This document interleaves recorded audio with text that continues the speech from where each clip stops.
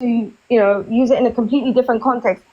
Christ is called the beginning of God's creation. He's not just called, I mean, he is the beginning and the end. He also does say that, but we'll get to that bit. Yeah, we'll get to that bit. Then he went to Hebrews 1:8 and 1:10 and 1:14, where he said that, he's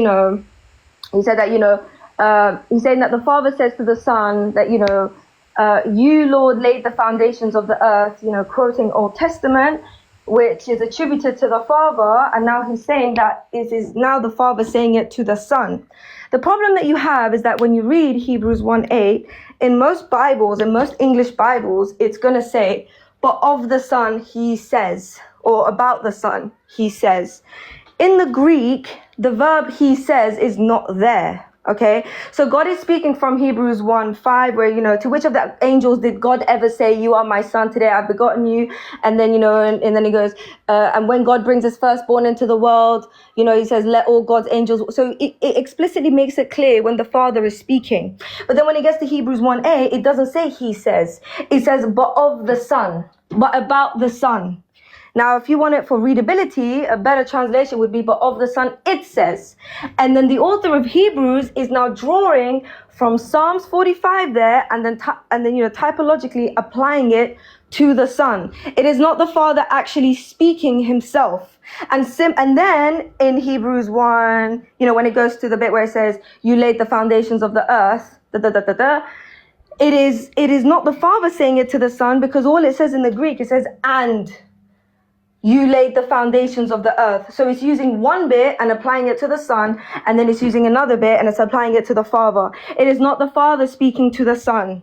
So he is not the creator, because in Deuteronomy 32, verse, I believe, 4, don't quote me on that. Maybe read from 1 to 10 and you'll kind of skim through and find it. It explicitly says that the Father is the creator.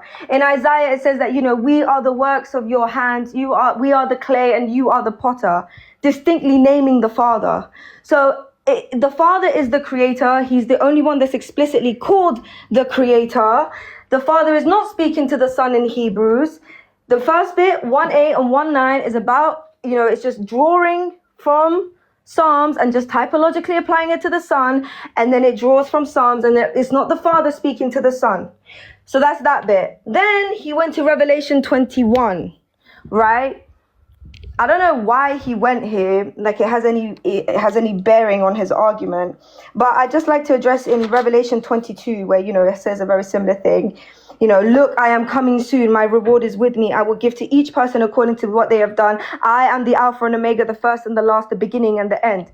Now, what's noteworthy is that when you go to Revelation 1:17, it says something very similar, but it gives us a bit more context as to what this title means. So when you read Revelation 1:17, it says, do not be afraid. I am the first and the last. I am the living one. I was dead, and behold, I am alive forever and ever. And I hold the keys of death and Hades.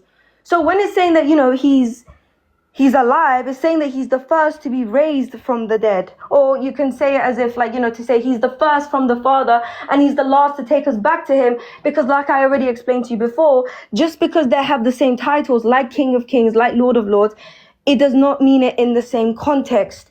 Because when you read Isaiah, where is the verse in Isaiah? I believe it's Isaiah 52 or Isaiah 53. Let me pull it up. Hold on, I'm just looking. One moment. Isaiah 52. No, where is it? Hold on, let me just pull it out. One sec.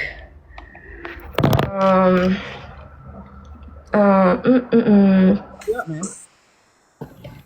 Wait, 1 second. Come on, man, you taking forever. All you doing is filibustering. Hurry up. I know. I'm responding to every single point you said. No, you didn't. So I didn't even. You bring up stuff I didn't even bring up. I brought up. I'm responding to every single point you're saying. You bringing up stuff I didn't even bring up. You know what? It's okay. The people in the chat, they can make up their own minds. What do you mean, bro? Hurry up. So it says. So in Isaiah 40 verse 10, we know that Christ is called the arm of God. Okay. So in Isaiah 40 verse 10, it says, "Behold, Yahweh God comes with might, and his arm rules for him. His reward is with him, and his recompense before him. Now that sounds very eerily similar to what the Son says in Revelation 22, the arm of Yahweh. Behold, I'm coming soon, my reward is with me. So if the arm of Yahweh is ruling for Yahweh, delegated that authority by Yahweh, then who's Yahweh? Thanks. Are you done? Okay, ladies and gentlemen, notice I didn't interrupt her at all when she was talking. Now let's see if she has that same self-control. Let's see if who has the actual spirit, okay? Now, she just did what's called filibustering. She brought up a whole bunch of nonsense that had nothing to do with what I was bringing up for the first place. But let's address what she said after I bring us back on track to the question that she literally skimmed over under her just regurgitation of her pamphlet, her heretical pamphlet. Okay, what she said initially was, if you are the beginning, you are creation. Full stop. That's what she said. I didn't say that. Stop interrupting me, dude. Hey, if she interrupts me again, drop her. If she interrupts me again, drop her. And she's gonna want to get dropped because she's about to get stomped in her face like last time. When nobody interrupted her again, don't interrupt me. She said, if you are creation, what I said was verbatim. Just because you're called the beginning doesn't mean you're creation. She said, y'all sick dogs. I said, oh, okay, cool. Stay on that. Revelation 21, 5 and 6. The Father says, I am the beginning and the end. I said, okay, so then the Father's created. No, it's not the same context. No, it's not the same. No. Stand on what you said. See, the difference is between Shorty and me, I am consistent in everything I'm talking about. She's accusing me of picking and choosing, going back and forth. And she's literally picking and choosing, going back and forth about what beginning means, what is applied, this, that, and the third. No. She literally has an upside down ideology and it flips back and forth. She's like a twisting, turning sand timer, ready to bomb. Okay. The Father's called the beginning, yet he's not created. My point is that you can be called the beginning and it doesn't obligate you to be created. So when the Son is called the beginning of creation, just like the Father's the beginning, the Father's a source, the Son is the source. What is he the source of? Creation. Duh. It's not an issue. Now, for the Hebrews 1 scripture, I never mentioned anything about he says. Never mentioned anything about he says. I don't know why you brought that up. But even if it doesn't say he says in the Greek, the context is about the Father talking about the angels. And then he says about the Son. So it says, which of the angels did he ever say, you're my son, today I've begotten you? To the angels, he says, you are ministering spirits. Let all of God's angels worship him. To the angels, you are ministering spirits. But unto the Son, right? So it's a continuation. So he says is in the Greek for angels. He says, talking about the angels, you're made ministering spirits. But unto the Son, your throne, O God, is forever and ever. So even if it doesn't say he says in the Greek, the continuation grammatically is the Father's talking point now being associated to the Son. What the hell are you talking about? That's basic reading grammar, reading comprehension skills. Okay, that's first. Secondly, the arm of Yahweh, I would have never thought you would have brought that up. Goodness gracious, that backfires on you something fierce, shorty. The arm of Yahweh is the Messiah.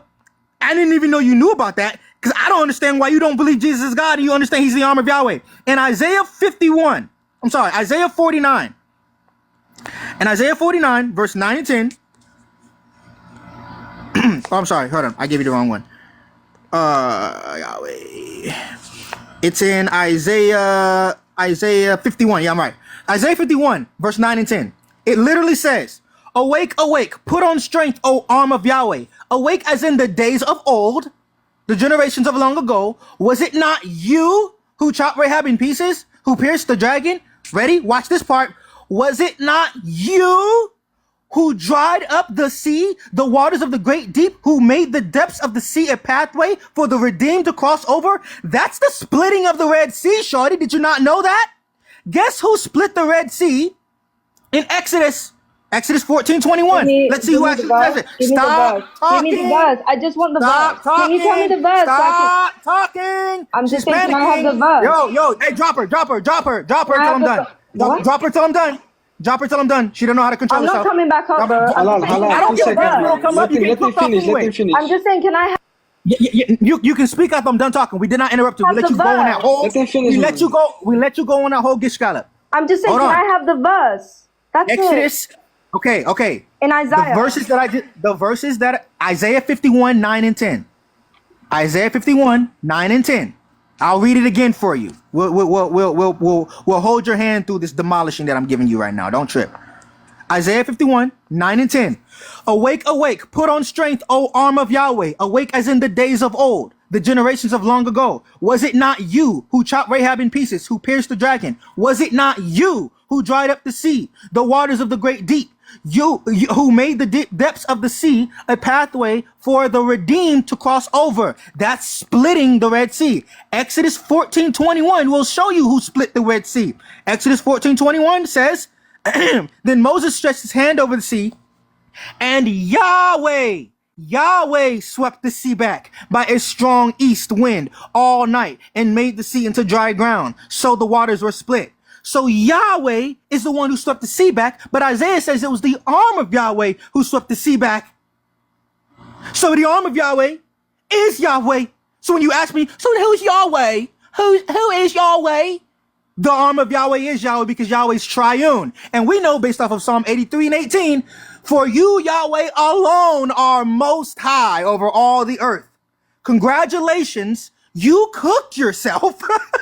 I don't understand how you could possibly, this arm of Yahweh is also called the servant in Isaiah 52, verse 13.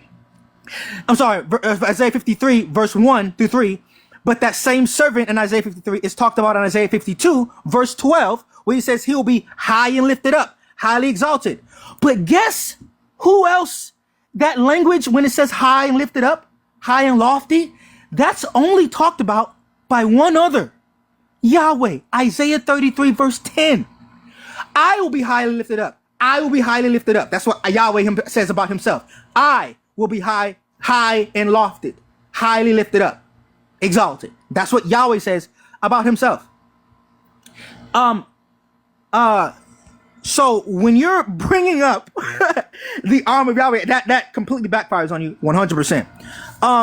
What did else you say? You said something about you said something else. You said you get a whole bunch of like filibusters. So I'm trying to get back to every point that you said. Those cover the main points. Let me see. You said about the arm ruling for him. Yeah, so when you rule, so the arm of Yahweh ruling for him, that doesn't have any type of disparage on our position, because we understand that there's a distinction between the Father and the Son. They're distinct persons, but they're the same one God.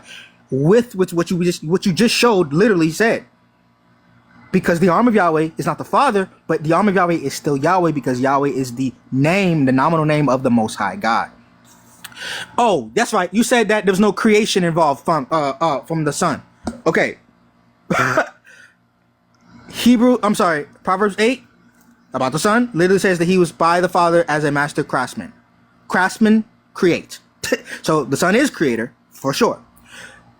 About that same Hebrew scripture, when the Father says, you laid the heavens, you laid the foundation of the earth, we've already shown that it's still the Father talking, and he's saying that the Son is the one that laid the foundations of the earth. So when the Father says that my hand stretched out the heavens, that's because the Son stretched out the heavens. We know this is the same thing about Paul, when Paul says it about Jesus in Colossians 1 and 16, which is, for by him all things were created, heaven and earth, visible and invisible. So, yeah, your ideology absolutely cooks itself. And one other thing, you also said earlier, you said that if you are of something, if you are the blank of something, you have to be that something. That's what you said. You said if he's the beginning of creation, he has to then be creation. The blank of something, you have to be that something. Well, in Isaiah chapter 9, verse 6, he's called the Father of eternity. Jesus is called the Father of eternity. So if you're going to be consistent, then Jesus now has to be eternal, because he's the Father of eternity. That's also something you said. You said that, oh, no, it's from everlasting to everlasting. That's what the Father is, everlasting, everlasting. He's from everlasting. I don't understand why you need to do all the theatrics, bro. Because I'm this I am. You gonna deal with it or kick rocks? I don't know. I'm just like you're trying to like I don't know. Yeah, you're gonna deal with it or kick rocks. You're gonna deal with it or kick rocks. So anyway, right. So anyway, you said, oh, the Father's from everlasting. The Son's not, so he can't be. He is a creation. Well, the Son is called being from everlasting. In Micah 5:2, it literally says that the Son is from everlasting. I'll show you that, no problem, really quickly. Micah chapter 5, verse 2. But as for you, Bethlehem Ephrathah, too little to be among the clans, from you one will go forth for me to be ruler in Israel. His going forths are from everlasting. From everlasting.